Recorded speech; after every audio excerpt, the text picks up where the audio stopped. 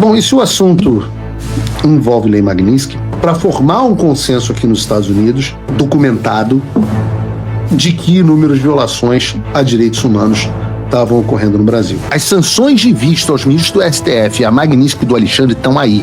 Pela primeira vez o jogo virou.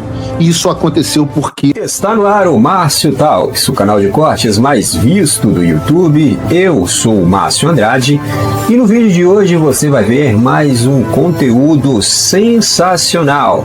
Portanto, se inscreva no canal, deixa o seu comentário, deixa também o seu like. Se liga aí. Mas não acaba por aí, não. Porque toda boa máfia tem os seus capo-regimes.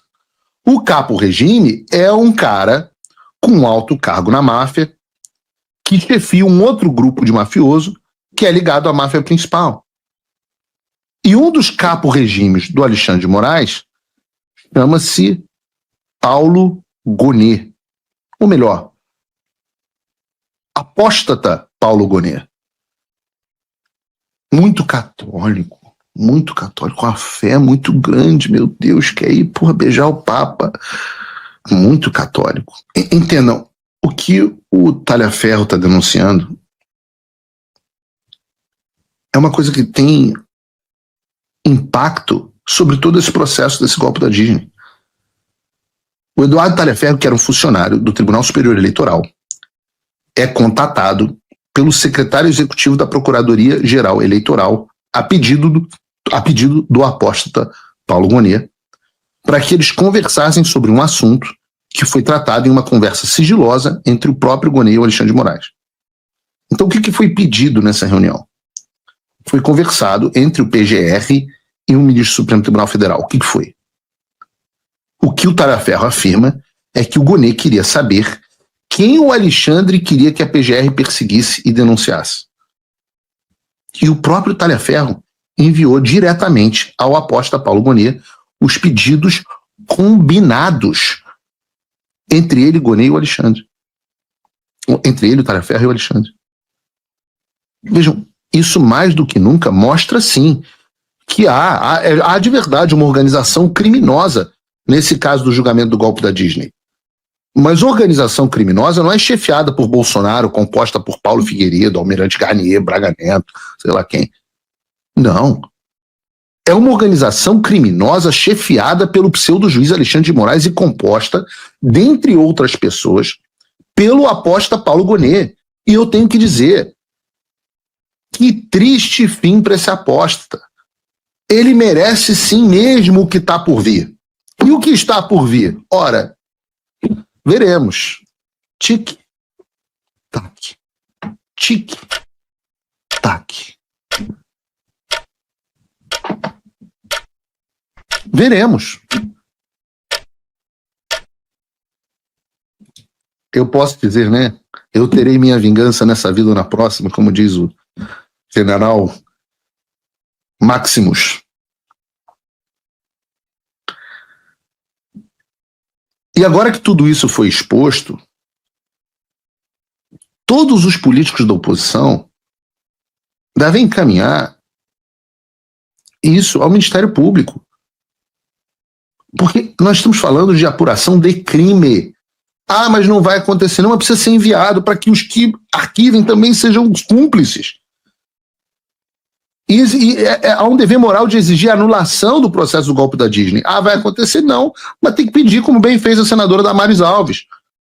Porque é absolutamente inaceitável que o promotor do caso e o juiz que vai julgar se encontrem nos bastidores para combinar a estratégia de perseguir pessoas específicas. Ou então isso só era errado na Lava Jato? Ora, a condenação do Lula não teve exatamente isso como uma das bases para sua anulação? Por que então o processo contra Bolsonaro e os demais réus deve continuar?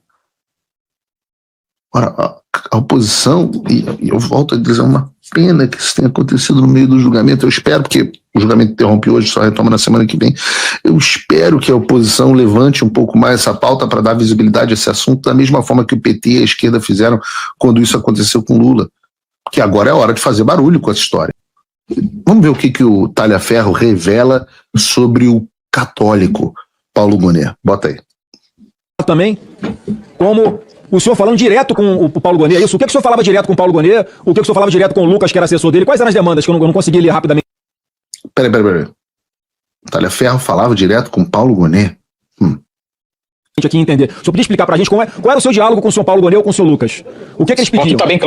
Aqui tá bem claro, senador. Assim, boa tarde, Eduardo, tudo bem? Aqui quem fala é Lucas, secretário executivo da Procuradoria-Geral Eleitoral. Dr. Paulo Gonet, vice-PGE, me pediu para entrar em contato com você sobre um assunto que Dr. Paulo tratou com o ministro Alexandre hoje cedo. Tá aqui, ó. Eu não consegui enviar, mas a conversa tá aqui, dentro do meu telefone, entendeu? E o que foi pedido? Eles pediam pra gente, pra que enviar, assim, foi um número gigantesco de pessoas que o TSE e o STF colocaram pra frente. Na verdade, o processo ele foi ao contrário. O processo se trata, a gente sabe que é da área do direito, ele se trata de uma investigação, de uma denúncia, e não de um magistrado já dando a sentença e montando todo o processo inverso. Entendeu? Então ele pediu, em um certo momento, para que a gente levantasse todos os processos em andamento, tudo que tinha lá, e até mesmo orientar quem seriam as pessoas que iriam, um pacotinho de 100, 200, seriam denunciadas, para serem encaminhados para os TRS. E o que eu falei com o Dr. Paulo Gonet, porque eu não respondi pro Lucas, propositalmente.